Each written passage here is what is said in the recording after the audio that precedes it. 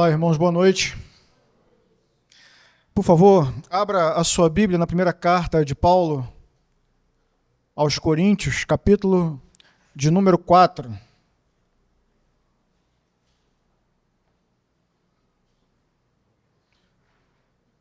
O tema da nossa mensagem hoje é o servo aprovado, ou o cristão aprovado.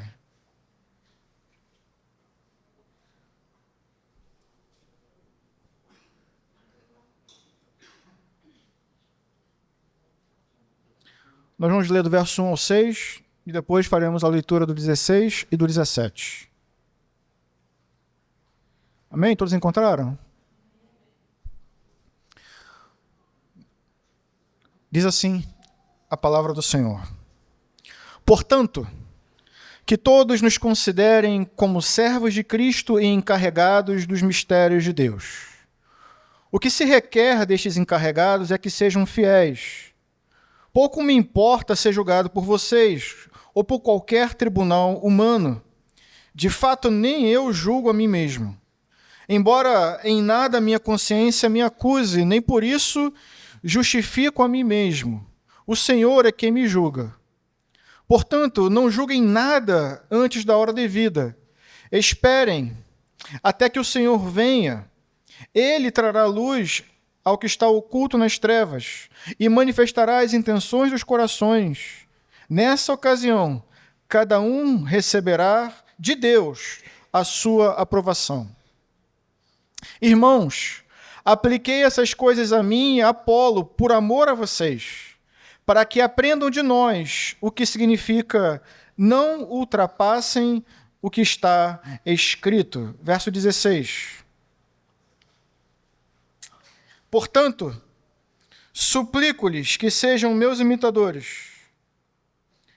Por essa razão estou lhes enviando Timóteo, meu filho amado e fiel no Senhor, o qual lhes trará à lembrança a minha maneira de viver em Cristo Jesus, de acordo com o que eu ensino por toda parte em todas as igrejas. Amém. Vamos orar.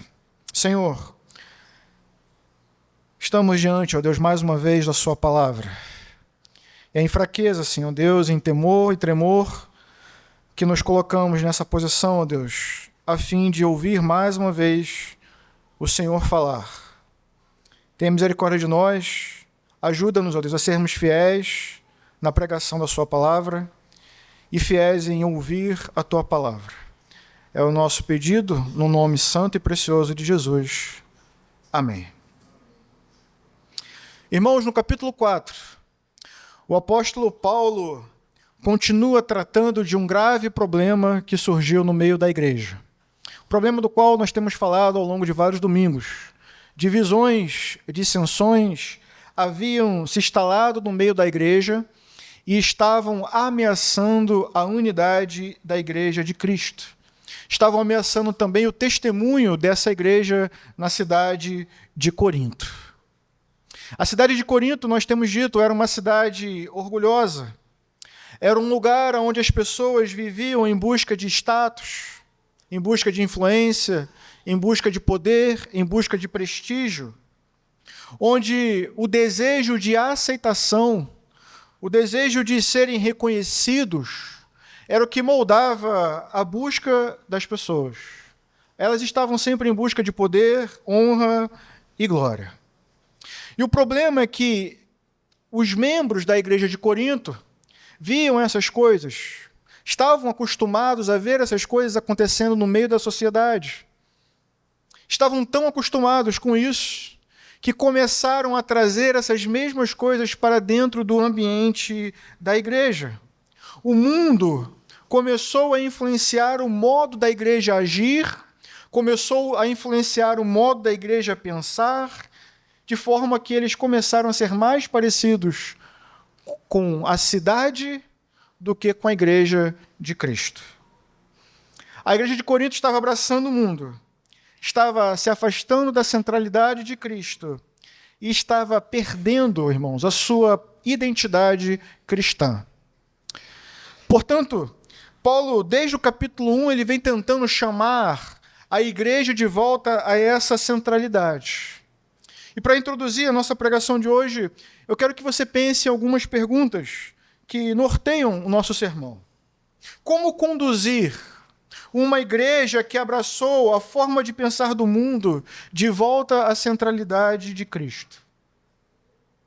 Como transformar uma comunidade influenciada pela cultura da cidade em um povo moldado pela cruz de Cristo? Como resgatar aqueles irmãos que estavam em busca de status, em busca de poder, em busca de glória, a fim de que mais uma vez eles pudessem encontrar a glória e a honra em serem mais parecidos com Cristo? Esse é o objetivo dos primeiros 4 capítulos da carta de Paulo aos Coríntios. Ele está tentando buscar a centralidade de Cristo em uma igreja que se afastou de Cristo e que ficou cada vez mais parecido com o mundo. Então, pense nisso. Como promover a unidade no meio de uma comunidade dividida e inflada por vários tipos de egoísmo? Por isso o tema da nossa mensagem. Hoje nós vamos falar um pouquinho sobre o caráter do servo aprovado. Veja a primeira recomendação de Paulo no versículo 1. Em primeiro lugar, vejamos os atributos de um bom servo.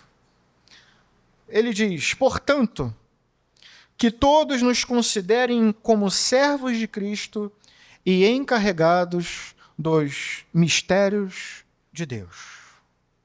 Paulo inicia o capítulo 4, irmãos, se referindo a todos os ministros do Evangelho. Aqui ele está falando de todos os apóstolos, de todos os auxiliares dos apóstolos, de todos os pastores que estavam encarregados de pregar o Evangelho do nosso Senhor. E ao se referir a esse grupo de homens, Paulo usa esses termos, servos e encarregados. Em algumas versões, talvez em outras traduções da Almeida, ao invés de servos, nós encontramos a palavra ministros. Ministros de Cristo e dispenseiros dos mistérios de Deus. Né? A versão Almeida é um pouquinho mais elegante, eu diria. Ao invés de servo, ela traz a palavra ministros. E eu queria me deter um pouquinho aqui, porque isso é fundamental para a gente entender todo o capítulo 4. A palavra que Paulo utiliza aqui, irmãos, no grego, hiperetes, tá certo, pastor? Estou tentando. Ela, às vezes, é traduzida como servo, às vezes é traduzida como ministro. E o meu ponto aqui é o seguinte: eu sei que a palavra ministro, dentro do nosso contexto, né, ela é carregada de um certo glamour. Né? Quando a gente pensa em um ministro, a gente pensa normalmente, pelo menos eu sou assim, eu penso em um ministro, eu penso em alguém que ocupa altos cargos, alguém que ocupa uma função de liderança. Na política é assim. Os ministros, eles ocupam um alto cargo dentro do governo. E, de certa forma, as pessoas também costumam pensar assim quando a palavra ministro é aplicada em contexto religioso. Os ministros do Evangelho geralmente são quem? Os pastores são os líderes de uma igreja local. Essa é a nossa forma de pensar. Associamos a palavra ministro a algum cargo, a alguma função de liderança. Porém, a palavra ministro, ela carrega um sentido um pouco diferente. Está associado a isso, mas é diferente. Ministro é, antes de qualquer coisa, alguém que está a serviço de outra pessoa. O ministro, ele é essencialmente alguém que é um subordinado. Ele é alguém que está prestando serviço. Ele é essencialmente um servo. Por isso, quando a Escritura é traduzida como servo ou como ministro, ambas as traduções estão corretas. É um servo. O ministro é um servo. Só que é um pouquinho pior do que isso. Porque no grego clássico, essa palavra, irmãos, ela era utilizada para falar do servo que estava servindo no nível mais baixo de todos. Em termos de classe social, esse tipo de servo ele estava na camada mais baixa. Ele era o servo mais simples, do mais baixo nível. Você talvez já tenha visto aquelas embarcações antigas nos filmes que mostram aquele escravo lá no fundo do navio, remando as embarcações. Vocês lembram dessa imagem? Aquelas embarcações, as galés, o escravo, irmãos, que ficava lá no fundo do navio, remando. Esse era o tipo de servo que Paulo está falando aqui. Paulo está falando do mais simples, do mais baixo, do tipo de servo que nem os servos gostariam de ser. Ele está usando essa palavra para se referir aos ministros do Evangelho. Ele está usando essa palavra para se referir aos apóstolos. Ele está usando essa palavra para se referir aos pastores. Eu queria que você sentisse o peso do que Paulo está dizendo aqui. Provavelmente, irmãos, quando essa carta foi lida na igreja de Corinto, é muito provável que eles tenham ficado escandalizados, porque Paulo estava utilizando um termo ofensivo para o contexto da época. Imagine, talvez, não sei se é um bom exercício, você virar para o lado agora e falar para o seu irmão assim, vire para ele e diga para ele assim, meu irmão, seja um bom escravo.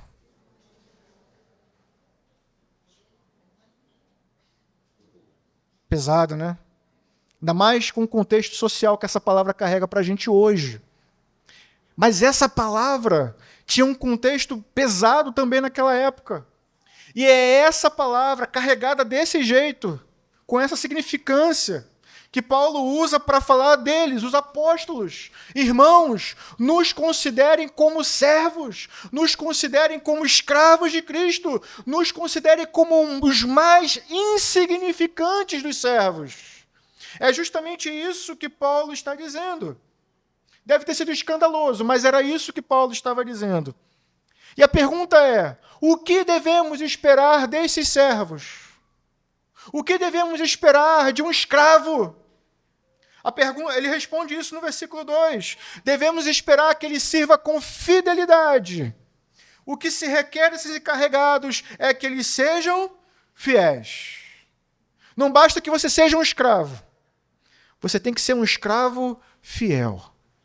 Se você não for fiel, então você não presta para o serviço. É basicamente isso que ele está dizendo. Se você não é um escravo, se você não é um servo fiel, você talvez não deva ser considerado como um servo. Ou pelo menos não deva ser considerado como um bom servo. Um bom servo, um bom escravo de Cristo, é aquele que é fiel ao seu Senhor.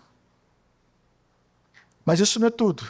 Em segundo lugar, além de ser um servo, além de ser alguém que assume a posição de servo e servo fiel, é preciso ser também íntegro. Olha o que Paulo diz a partir do verso 3. Ele diz, pouco me importa ser julgado por vocês, ou por qualquer tribunal humano. De fato, eu não julgo nem a mim mesmo, embora em nada minha consciência me acuse, nem por isso justifico a mim mesmo. O Senhor é quem me julga. Portanto, não julguem antes da hora devida. Esperem até que o Senhor venha. Ele trará à luz o que está oculto nas trevas e manifestará as intenções dos corações. Nessa ocasião, aí sim, cada um receberá de Deus a sua aprovação. Como é que a gente entende esses versículos que nós acabamos de ler? De uma forma geral, o que Paulo está dizendo aqui, irmãos, é que ele não é movido pelo desejo de ser aceito e ser aprovado pelos outros. Paulo não está preocupado com a opinião dos outros ao seu respeito, mas ele também não está preocupado com a sua própria opinião ao seu respeito. Ele não está interessado no que os outros têm a dizer sobre ele. Ele também não dá muito valor ao que a sua consciência diz sobre ele. O que interessa a ele, o que preocupa ele, o que move ele, é o que o Senhor tem a dizer ao seu respeito. O que move ele é o desejo de ser aprovado pelo seu Senhor. É disso que ele precisa. É com isso que Paulo se preocupa. em ser encontrado diante de Deus como um servo fiel e íntegro a Deus. Porque Deus, irmãos, é o único, ele prova isso. Deus é o único que conhece todas as circunstâncias. Deus é o único que conhece e sonda as nossas motivações. Portanto, Deus é o único que pode realmente emitir um parecer correto e perfeito. Mas, em quarto lugar, além de assumir a posição de servo, além de ser um servo fiel e um servo íntegro, é preciso ser também um servo humilde. Olha o que ele diz no verso 6. Irmãos, apliquei essas coisas a mim e a Apolo por amor a vocês, para que aprendam de nós o que significa não ultrapassem o que está escrito. Paulo aqui, irmãos, está se referindo a toda a Escritura. Os teólogos discutem muito sobre o que significa não ultrapassem o que está escrito. Mas nós entendemos e concordamos com essa opinião, de que Paulo aqui está se referindo a toda a Escritura, não apenas o que ele está mencionando nos capítulos de 1 a 4, mas todo o Antigo Testamento e toda a Escritura. Ele está se referindo a toda a Escritura e está dizendo que a Escritura, mais uma vez, toda a Escritura e somente a Escritura deve ser o nosso parâmetro de conduta. Vou repetir. Toda a Escritura e somente a Escritura deve ser o nosso parâmetro de conduta. Em outras palavras, o que Paulo está dizendo à igreja de Corinto é: não ousem ir além disso. Não se trata de ouvir a palavra de Deus e ouvir também a palavra dos outros. Não se trata da palavra de Deus e também a opinião dos outros. Não se trata de ouvir a palavra de Deus e considerar também a sua opinião. Se trata de ouvir a palavra de Deus e não ir além disso. O que Paulo está exortando a igreja a fazer é assumir uma posição de servo. E um servo que é submisso à palavra de Deus, que se limita à palavra de Deus, que limita a sua opinião àquilo que está prescrito na palavra de Deus, que limita os seus julgamentos, a sua conduta ao que está prescrito pela palavra de Deus. Há uma figura que eu achei muito interessante, que é a figura de alguém que está fazendo caligrafia. Quem está aprendendo a escrever não pode ir além do que está escrito. Ele precisa copiar exatamente os riscos. E assim a sua letra ela vai ser uma letra perfeita. É mais ou menos essa a ideia que Paulo está trazendo aqui.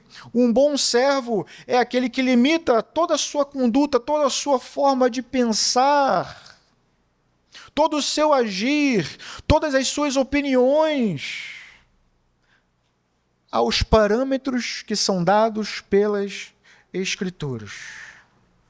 Portanto, entenda isso. Para o bom servo, o que importa não é o que os outros têm a dizer, não é o que a sua opinião tem a dizer, mas é o que o seu Senhor, o nosso Deus, tem a dizer. Assumir a posição de servo, ser fiel, ser íntegro e ser humilde, se submetendo a toda palavra de Deus. Basicamente isso que Paulo está fazendo aqui.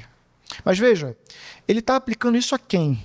Ele diz, estou aplicando isso a mim, a Apolo, duas grandes lideranças da igreja, mas eu estou querendo falar com vocês. Nós estamos assumindo uma posição de servo, o mais insignificante dos servos. Uma posição que valoriza a fidelidade a Deus acima de tudo, a integridade a Deus acima de tudo, a submissão à palavra de Deus acima de tudo. Mas o meu alvo são vocês. É com vocês que eu quero falar.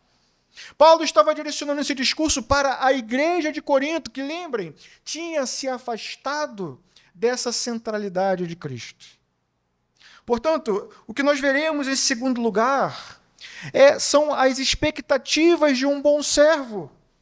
E a expectativa de um bom servo, irmãos, não pode ser outra, a não ser seguir de perto os passos do seu Senhor. Essa deve ser a nossa expectativa. Olha o que Paulo diz a partir do verso 6. Irmãos, apliquei essas coisas a mim e a Apolo por amor a vocês, para que aprendam de nós o que significa não ultrapassem o que está escrito. E aí ele continua. Assim, ninguém se orgulhe a favor de um homem em detrimento de outro. Pois quem torna você diferente de outra pessoa? O que você tem que não tenha recebido? E se recebeu, por que se orgulha? Como se assim não fosse. Veja, Paulo agora ele começa a tirar o foco dos apóstolos, dos servos, dos ministros de Cristo e começa a falar diretamente com a igreja. Que ao invés, irmãos, de assumir também a postura de servo insignificante, estava manifestando orgulho no seu convívio. Orgulho que estava sendo causa de divisão no meio da igreja. Ele direciona o olhar para eles e começa a falar, meus irmãos, que motivo vocês têm para agirem dessa forma? Que motivo vocês têm para não terem tamanho orgulho, tamanha vaidade? Buscando status e reconhecimento, qual razão há para isso? E aí a gente precisa lembrar do que Paulo falou lá no capítulo 1. Lembrem-se, antes de agirem assim, lembrem-se, em nome de Cristo, lembrem-se de quem vocês eram quando foram alcançados por Cristo. Lembrem-se do que vocês eram quando foram alcançados por Cristo. Quantos de vocês eram nobres? Quantos de vocês eram sábios? Quantos de vocês ocupavam alta posição? Paulo está lembrando a eles, irmãos, que na verdade, se eles são cristãos, não foi por mérito, mas foi pela graça de Deus. A igreja existe pela graça de Deus. O evangelho chegou até vocês por graça. Se existem dons e talentos no meio da igreja, é manifestação da graça. E se vocês permanecem firmes na fé, é por causa dessa mesma graça. Portanto, que motivo há para que o orgulho se manifeste no meio da igreja? Não há motivos. Se isso estava acontecendo, é porque eles tinham se afastado da centralidade de Cristo. Paulo, irmãos, está deixando claro que a influência do mundo tinha entrado na igreja de uma tal forma que a vida deles, a vida cristã deles, estava sendo totalmente incoerente com o que se espera de um servo de Cristo. O orgulho entre os cristãos é uma atitude incoerente e incompatível com alguém que sabe que é servo insignificante de Cristo. É isso que Paulo está mostrando para eles. A conduta de vocês não é compatível, não é coerente com a mensagem que vocês dizem crer. Olha como ele continua a partir do verso 8. Vocês, aqui, irmãos, leia esse texto com todo o sarcasmo apostólico. É dessa forma que Paulo está escrevendo. Olha o que ele diz. Vocês já têm tudo o que querem. Já se tornaram ricos. Chegaram a ser reis. E sem nós. Como eu gostaria que vocês realmente fossem reis, para que nós também reinássemos com vocês. Porque me parece que Deus nos colocou, a nós, os apóstolos, em último lugar, como condenados à morte. Viemos a ser espetáculo para o mundo, tanto diante de anjos como de homens. Nós somos loucos por causa de Cristo, mas vocês são sensatos em Cristo. Nós somos fracos, mas vocês são fortes. Vocês são respeitados, mas nós somos desprezados. Percebam, irmãos, que Paulo está estabelecendo um grande contraste entre o estilo de vida cristão, que era vivido pelos apóstolos, e o estilo de vida cristão, se é que a gente pode chamar assim, a vida cristã, segundo os coríntios. E eu queria que você percebesse a gravidade do que Paulo está mostrando aqui. Porque, ao que parece, talvez eles não tinham percebido isso ainda. Mas à medida em que eles foram se deixando influenciar pela cultura da cidade, à medida em que eles foram fazendo pequenas concessões nas verdades do Evangelho, à medida em que eles foram buscando as mesmas coisas que a cidade, eles foram se afastando também de Cristo, se afastando da mensagem da cruz e ficando cada vez mais parecidos com a cidade. De forma que, nesse momento, quando Paulo bate a foto e mostra para eles, é como se os apóstolos, os mensageiros de Cristo, estivessem de um lado e eles estivessem em uma posição completamente distinta e diferente. Os apóstolos estão de um lado, mas a igreja em Corinto está do outro, em uma posição distinta e completamente diferente. Percebam a gravidade da questão. E eu queria destacar aqui alguns termos que Paulo usa, né, para mostrar esse contraste. Paulo, irmãos, ele fala, né, ele utiliza expressões, né, que remetem aos teatros do Império Romano. Nós fomos colocados como o quê? Como espetáculo. Não é essa a palavra que ele usa? Paulo está trazendo à memória dos coríntios a realidade dos teatros, dos coliseus, aonde espetáculos aconteciam para entreter as multidões. E qual é o ponto aqui, irmãos, nas palavras que Paulo utiliza? É que nesses espetáculos, nesses grandes shows, as pessoas que eram apresentadas ali e condenadas à morte eram as pessoas que eram consideradas o quê, irmãos? As piores pessoas da sociedade. As pessoas mais desprezíveis da sociedade. Pessoas que a sociedade olhava e não enxergava nelas valor. Essas pessoas eram entregues ali à morte. E Paulo está dizendo justamente isso. Nós, os ministros de Cristo, os servos de Cristo, os apóstolos, estamos sendo colocados nessa posição como espetáculo ao mundo. Nós estamos sendo desonrados, nós estamos sendo maltratados. Os desonrados é que vão para o Coliseu. Mas vejam, vocês estão do outro lado. Vocês não estão sendo desprezados, vocês são honrados. Em outras palavras, enquanto nós estamos sendo jogados à morte, vocês estão na plateia aplaudindo. Vocês não estão do lado do povo de Deus, não estão do lado dos cristãos de fato. Vocês estão na arena. Melhor, nós estamos na arena. Vocês estão do outro lado.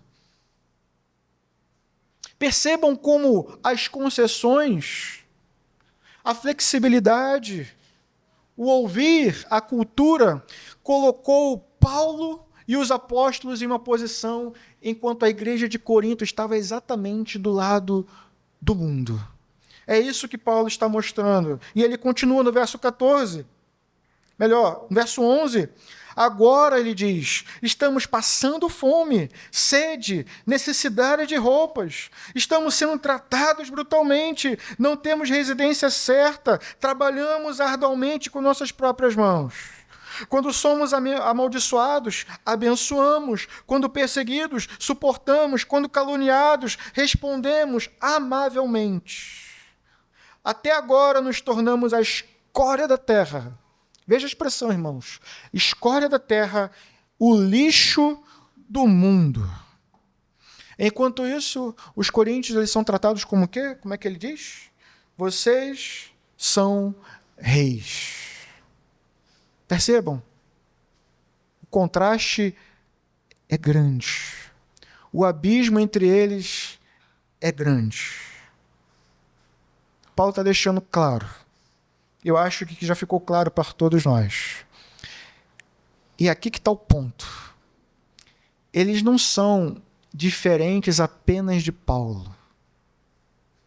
Eles são diferentes de Cristo. Eles não estão em uma posição tão distante de Paulo. Eles estão mais distantes ainda de Cristo, e é isso que Paulo está mostrando a eles. Ele quer que eles finalmente caiam na realidade e percebam quão distantes eles estão e como eles não se parecem com Cristo. Porque estão buscando outras coisas, desejando outras coisas e agindo de uma forma completamente distinta. Mas veja, no versículo 14, Paulo se dirige a eles e diz: irmãos, eu não estou tentando envergonhá-los. Procuro adverti-los como a meus filhos amados. Embora vocês possam ter 1000 tutores em Cristo, vocês não têm muitos pais, pois em Cristo Jesus, eu mesmo os gerei por meio do Evangelho. Paulo estava mostrando, irmãos, como deve ser o servo. Depois mostrou aos coríntios que estavam vivendo de uma forma completamente diferente. Mas o objetivo de Paulo é orientar os seus filhos a voltarem o caminho. Ele não está agindo como um tutor que simplesmente quer disciplinar. Ele quer corrigir a conduta dos seus filhos. Como um pai que quer corrigir o filho e ver o bem do seu filho. A pergunta, irmãos, é como? Qual é o caminho que Paulo dá para que os coríntios finalmente possam voltar a ser aquilo que eles precisavam ser? Como uma igreja que se afastou de Cristo pode voltar a ser como Cristo? Como uma igreja que começou a imitar a conduta e as práticas do mundo pode voltar ao caminho e ser parecida com Cristo? É isso que Paulo vai apresentar em seguida. O caminho do servo exemplar. Olha no versículo 6. Paulo diz: portanto, irmãos, suplico-lhes, sejam o quê? Meus imitadores. Meus imitadores. Irmãos, eu acho que você não esperava ouvir essa resposta. Quer dizer, então, que para uma igreja, como a igreja de Corinto, que se afastou de Cristo, a recomendação que Paulo dá é essa: olhem para mim e me imitem. Isso não soa arrogante? Isso não soa como um prepotência do apóstolo? Como assim? Ele não está combatendo justamente isso, que as pessoas sigam e imitem a homens, né? E queiram ser com eles? Como é que agora, no final do seu argumento, ele vira e diz: imitem a mim, olhem para mim e sejam os meus imitadores? A resposta de Paulo, irmãos, deve ser entendida da seguinte forma. É como ele diz lá no capítulo 11, versículo 1, onde ele diz a mesma coisa, mas de uma maneira mais completa. Ele diz: sejam meus imitadores, assim como eu sou de Cristo. É exatamente a mesma coisa que Paulo está dizendo aqui, e ele vai completar essa informação lá no capítulo 11. Mas o argumento de Paulo é: vocês olharam para o mundo e imitaram a conduta do mundo, mas vocês são meus filhos. Olhem para mim como um filho olha para o pai e imitem a minha conduta, porque eu estou imitando a conduta de Cristo. Então, sejam meus imitadores. É isso que Paulo está dizendo.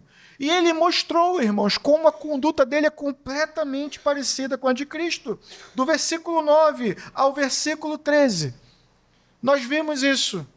Todo o sofrimento, todas as angústias, todos os maus tratos que Paulo estava sofrendo por causa do Evangelho de Cristo, colocam ele em semelhança com Cristo, que também foi maltratado, também foi rejeitado pelos homens, também foi considerado como louco por muitos. Paulo também está sendo considerado como louco. Paulo também está sendo maltratado pela sociedade, porque no fundo ele é parecido com Cristo. Portanto, quando ele diz: sejam meus imitadores, é isso que ele quer dizer: me imitem. porque eu também estou imitando a Cristo.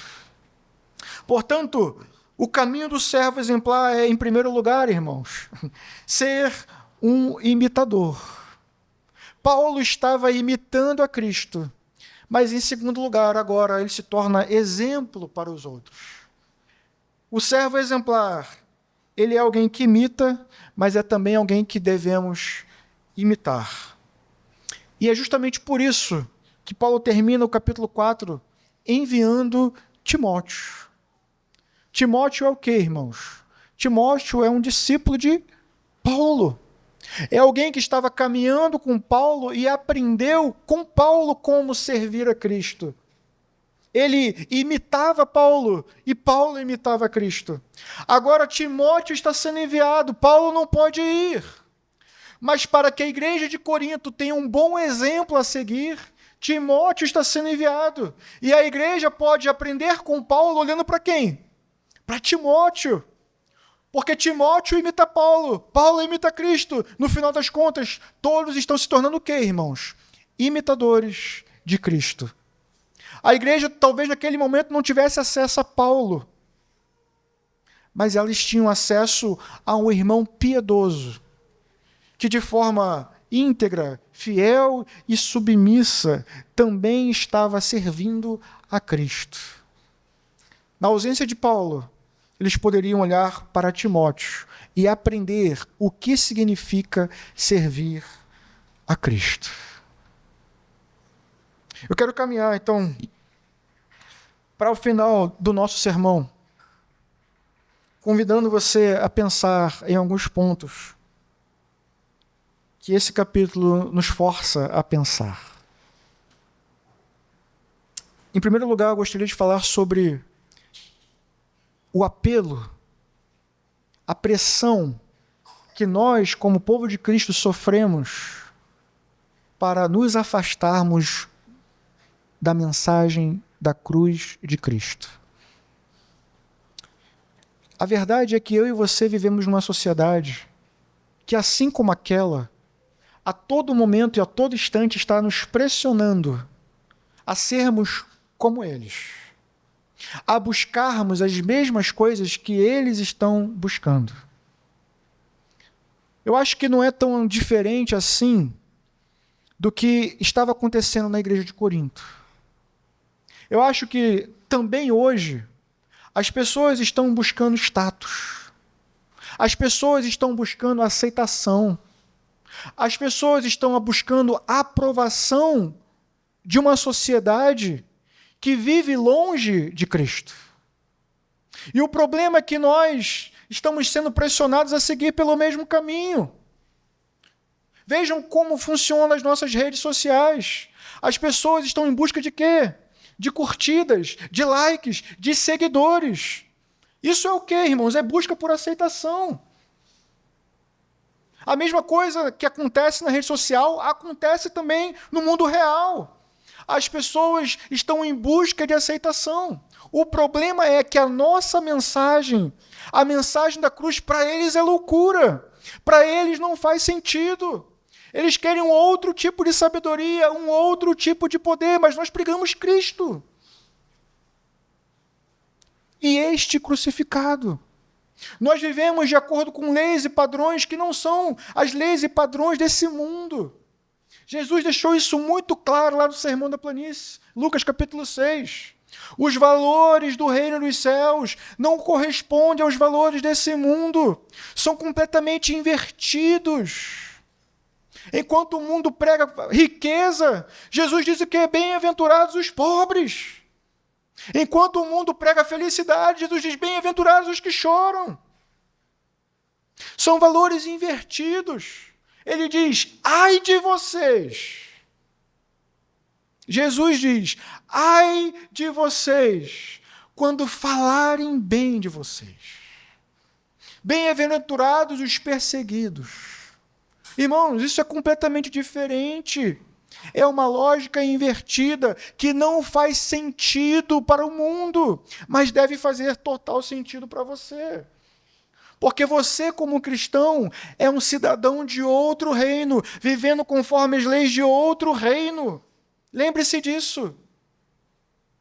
Mas o apelo continua, a pressão continua dia após dia, para que você pense como eles, se vista como eles, fale como eles, aprove as mesmas coisas que eles.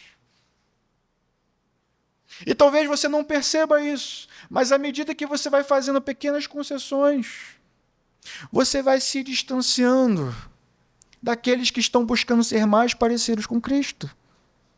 De uma forma tal que em algum momento, quando baterem a foto, talvez você esteja do outro lado e não ao lado dos servos insignificantes de Cristo, que estão sendo entregues à morte por causa de Cristo. Nós vivemos em uma sociedade assim, que busca a aceitação, que busca a aprovação. E você, irmão, minha irmã, precisa tomar cuidado com os elogios que você ouve. Há uma expressão que é elogio atravessado, né? O que é um elogio atravessado? Um elogio atravessado é aquele elogio que você ouve, mas que por trás dele tem uma crítica velada, né? Tipo, caramba, a comida tá gostosa. Foi você que fez? Foi. Está tão bonito, nem parece que é você. Cantou tão bem, nem parece que é você. Percebe? Por trás do elogio há uma crítica velada. Ficou clara a crítica? Todos perceberam o que é um elogio atravessado? É aquele tipo, você é mais esperto do que parece, né? Todo mundo entende, né?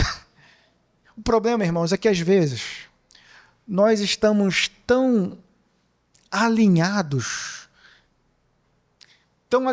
com a cultura da sociedade, tão alinhados com a cultura da cidade, que quando a cidade faz um elogio atravessado, a gente não percebe. A gente recebe a crítica como elogio. Quer ver um exemplo? Caramba, você não é como os outros cristãos que eu conheço. Eles são tão radicais, mas você não é como eles. Caramba, você não é como os cristãos que eu conheço. Eles só falam de Cristo, só falam de Deus, só querem saber de frequentar a igreja. Mas você não é assim. Eu gosto, pô, que legal, cara. Gostei muito de você. Caramba, a gente pensa igual nos mesmos assuntos.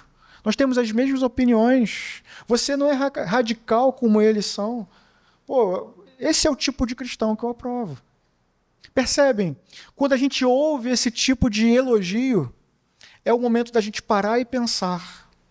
É o momento da gente considerar se de fato estamos do lado certo ou se de fato estamos do outro lado do Coliseu, aplaudindo enquanto os nossos irmãos estão sendo jogados à morte.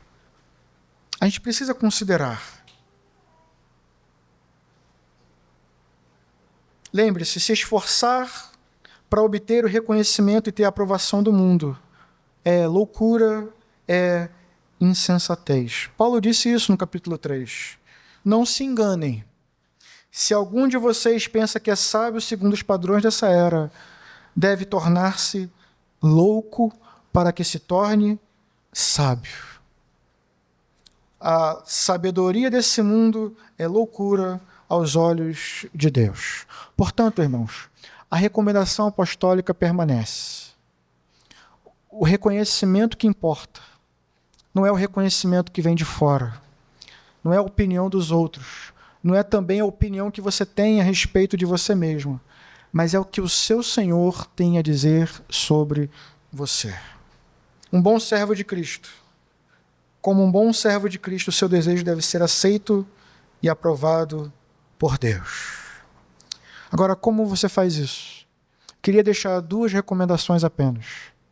A primeira delas é: procure um bom exemplo. Procure um bom exemplo a ser seguido. É isso que Paulo faz. E eu e você, irmãos, precisamos seguir essa orientação apostólica. Vejam, o apóstolo Paulo viu a Cristo, os apóstolos viram a Cristo e seguiram Cristo de perto. Mas a igreja de Corinto não viu a Cristo. Eles viram quem? O apóstolo Paulo. E no momento que o apóstolo Paulo estava longe, eles viram a quem? A Timóteo. O que isso nos mostra? Quando Paulo diz, irmãos, sejam meus imitadores. Né? Às vezes a gente fica constrangido de dizer isso porque a gente faz um autoexame e a gente vê, caramba, eu ainda tenho muito a me esforçar, muito a trabalhar a fim de ser mais parecido com Cristo. Mas, irmãos, o chamado aqui é justamente esse. Inclusive reconhecendo as nossas imperfeições. O caminho do discipulado não é o caminho onde você se apresenta perfeito para o seu irmão, mas você mostra para ele, inclusive nas suas imperfeições, o que significa seguir a Cristo. E não apresentando-se diante dele como um homem perfeito ou uma mulher perfeita. É preciso esse nível de transparência. Eu fico imaginando o escândalo que deve ter sido no dia que houve uma divisão lá no grupo dos missionários. No dia que Apolo foi para um lado, brigando com seu irmão. Deve ter sido um escândalo.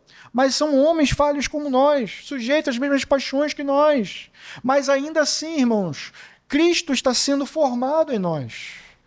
E sim, nós temos aqui no nosso meio exemplos de cristãos a serem seguidos. Homens e mulheres piedosos que estão se esforçando pela graça de Deus e no poder do Espírito Santo para serem mais parecidos com Cristo. Então, ao invés de direcionarmos o nosso olhar para fora, deveríamos direcionar o nosso olhar para dentro e buscar ser como esses irmãos e irmãs que, pela graça de Deus, temos em nosso meio. Mas o chamado de Cristo não é apenas para que você olhe para os exemplos, é também para que você se torne um exemplo a ser imitado e a ser seguido. Paulo nos lembra disso. Encontre bons exemplos. Seja um bom exemplo. Em uma igreja saudável, os membros estão sempre ocupando essas duas posições. Um bom servo de Cristo é alguém que, ao mesmo tempo, está imitando alguém, mas é também alguém que está se colocando em posição para ser imitado. Ainda não alcançamos a estatura de varão perfeito. Até lá, imitamos aqueles que estão avançando além de nós e ajudamos outros a avançar juntamente conosco. Esse é o ensinamento do capítulo 4 do apóstolo Paulo. Mas eu queria terminar com você, no horário, creio que já avançou, mas eu queria te convidar a abrir a sua Bíblia. A carta de Paulo também aos Filipenses. No capítulo 2.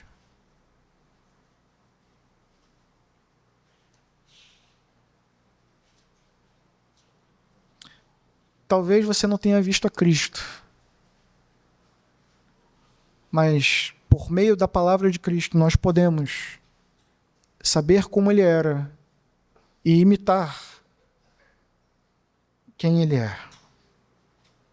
O capítulo 2, verso 1 diz assim: se por estarmos em Cristo nós também temos alguma motivação, alguma exortação de amor, alguma comunhão no Espírito, alguma afeição e compaixão, completem a minha alegria tendo o mesmo modo de pensar, o mesmo amor, um só Espírito, uma só atitude.